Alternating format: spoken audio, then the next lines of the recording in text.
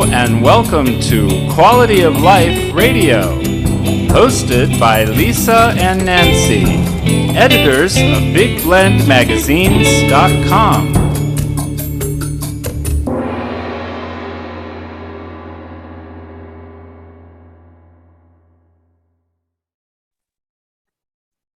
Hey everybody, welcome to Big Blend Radio. I'm the co-host Lisa Smith, and today we're focusing on the award-winning documentary Young Plato. You definitely want to see this. It features Kevin McArevey. He is a primary school headmaster in Belfast, and he really brings in philosophy into the classroom, but actually goes beyond the classroom into the community itself, in working with the parents and creating these conversations that really broods peace. And it's a really just thought-provoking. I think it's timely, not only in Belfast, but I think in this country, in America, and around the world. It's something we can all do with watching and using to better conversations and thought. Critical thinking is good. So you can go to youngplato.com. So we're really excited. We've got Kevin here. Kevin, welcome to the show. How are you? Thank you very much. I am absolutely elated to be on your show. It's wonderful. Thank you. Thank you for joining us. And did I get your last name correct? Did I get there? But we'll give you that. Of course you did. Oh, well, thank you. So McArevey, I love this. And also we've got director Neasa joining us. She is one of Ireland's top documentary talents, and she created the film with director Declan McGrath. And again, youngplato.com, everyone. You can also watch it on Vimeo, and it'll be streaming soon. It's out in theaters in America. But welcome. How are you, Neasa? I'm great. Thank you, Lisa. Thank you very much for having us. We're very excited about this. Our Quality of Life radio show and magazines really delve into education and also tackles a lot of topics that people kind of want to hide away from. And I think you've done both of these really well in this movie, in your documentary. What led you to this story? It was my co-director, Declan McGrath, who is Belfast-based. He had heard about Kevin and the wonderful work he was doing at Holy Cross Boys. So that's how the whole thing started.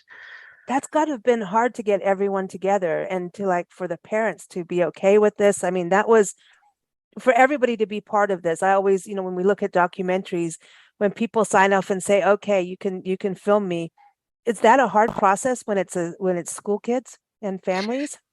Well, normally it is quite difficult because there's a lot of people involved, but I have to say that in this case it was relatively easy because of the respect and that the community hold Kevin and his team and Holy Cross Boys School in. The school is really very much in the heart of the community, and it's really much more than just a school. It's an amazing support for so many, and certainly from the boys from Ardoyne. So I think we were really lucky that once Kevin was on board, everybody else fell into line in terms of the school board and in terms of the parents, because they trusted if Kevin thought it was okay, then they were good with it too. So I can see educators using this around the world, and I think it's amazing, Kevin, how you communicate with the kids, with the boys when they get in trouble for fighting in the playground, and then even your team are incredible, talking to boys when they're having maybe problems, dreams, and they're also dealing with scary situations where they are. And so you have this talent of slowing everybody down to really think things through, which I think takes fear away a little bit. Yes, definitely. You see, the film is about empowering young children through pastoral care and philosophy. And the girl in the movie is Jean-Marie Real, and Jean-Marie is the Senko, and she is absolutely phenomenal in dealing with children who are in crisis, such as young Alfie is with regards to his diabetes in the movie. Now, the thing about Alfie, when he first came into Holy Cross, as a P1 was, whoa, he was like unbelievably hard to handle. Alfie slapped me, he bit me, he punched me, but we persevered with him, and through the power of philosophy, he left here a very confident, very articulate, very proud young man, and we are very, very, very proud of the boy that he has become. In fact, he comes back to have conversations with us. He's now in post-primary. He left there in primary 7 with an arm full of awards. He is just, I have to say that he is the personification of once a Holy Cross boy, always a Holy Cross boy, even though it's is it in the movie, but it definitely is Alfie. I love it because you can see pennies drop, and you can see them think, and then how to communicate with each other. And I love those maps, the mind mapping, and I think it's a tool that adults can use too. I think with all the drama in the world, we can all use some of some of this. Neasa, do you see educators using the film? Oh, definitely. Absolutely.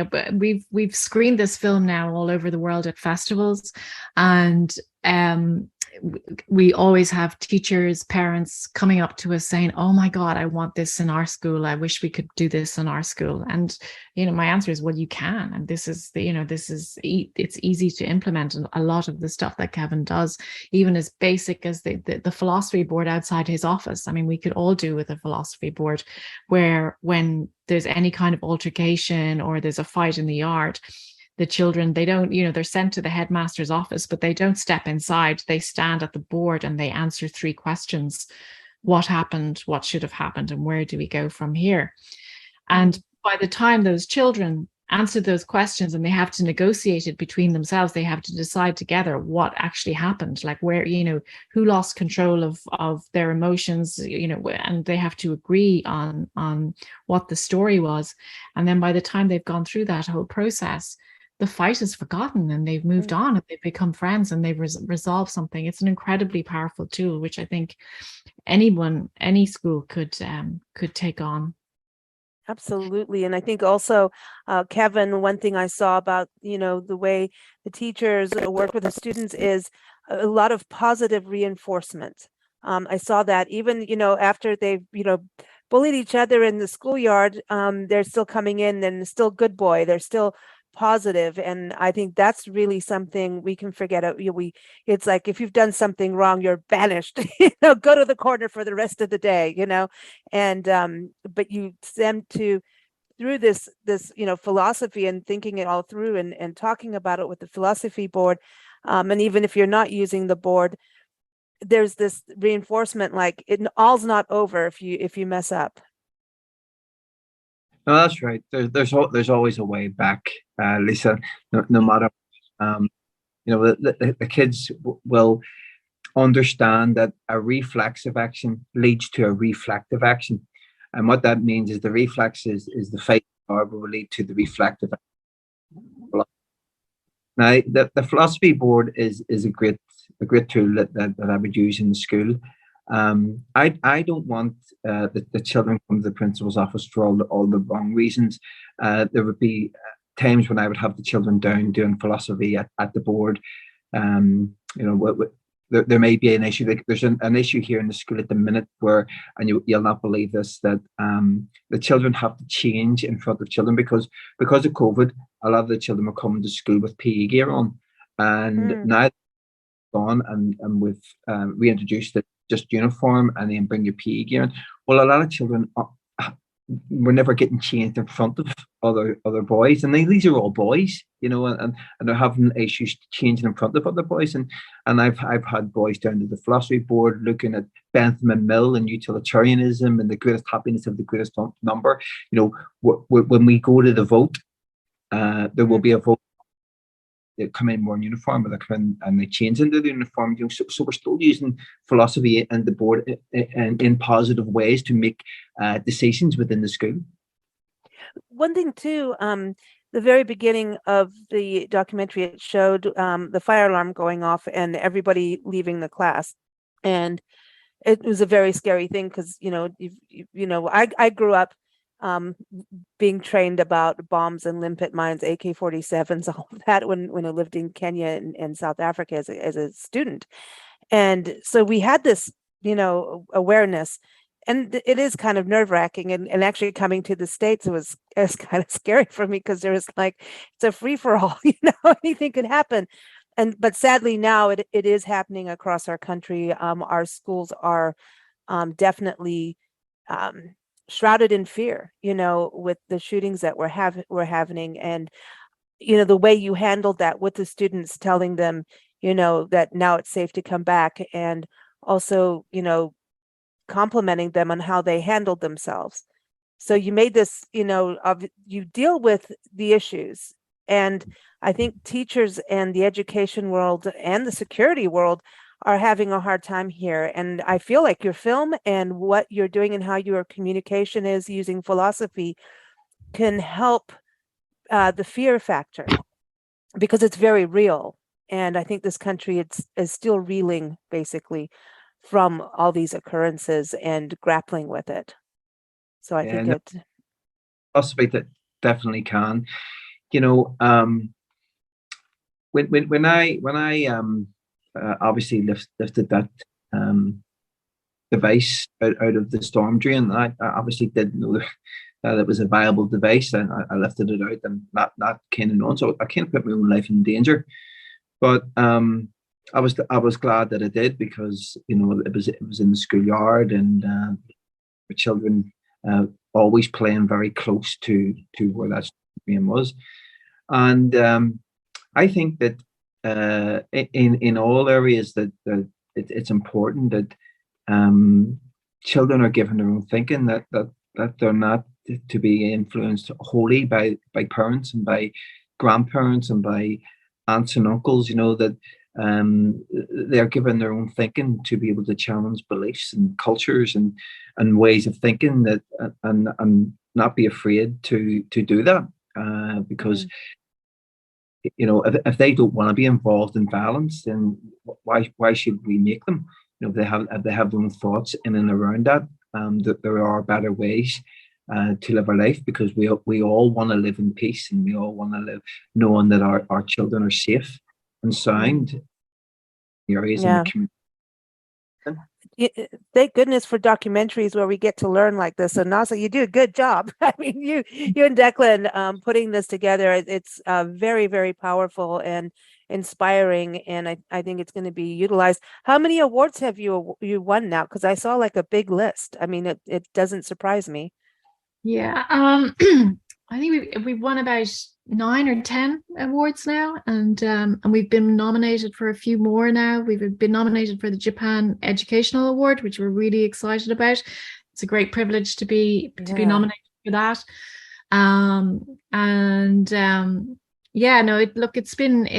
It's been an amazing journey with this film, but I think people are really reacting very positively to the message of the film, and I think it's, as you said earlier in your introduction, it's very timely. This kind of now more than ever, we need to start thinking for ourselves and teaching our children to think for themselves, and not to rely on the fake news that's always been pushed at them. So Agreed. Yeah, it's important that for the survival of the human race, really, that children are given these resources as early as possible, so that they can maybe do a better job than we're doing. So yeah. I love it because it gets the family to have a conversation too. I think that's just such a huge thing, to have a conversation can bridge so many gaps, and just reunite communities as a whole. That's why we travel full time, is we're in different places all the time, dealing with different people on different things. It doesn't matter about politics. It's about the care of something, animals and people, and it's about caring. If we can have that center, I think that's really important. Before you leave, Kevin, what Elvis song did you listen to this morning? What Elvis song? Would you believe the Elvis song I listened to was "Return to Sender"? There it is. Return to sender. I like it. I like it. So there's a lot of Elvis in that too. And I do love that you bring the arts and music into this as part of also dealing with anger. I think that's another huge thing. The arts, we've got to bring them back. We've got to bring them back. And again, the documentaries do so much with that. So thank you both for joining us. It's been a real pleasure. I'm so glad we got to see the film and excited for it to hit everywhere around this country and around the world. So everyone go to youngplato.com and right now you can get it and rent it on Vimeo. So, and you might also be able to still catch it in a theater or a festival. So thank you both for joining us. Thanks, Lisa. Take care. Bye-bye.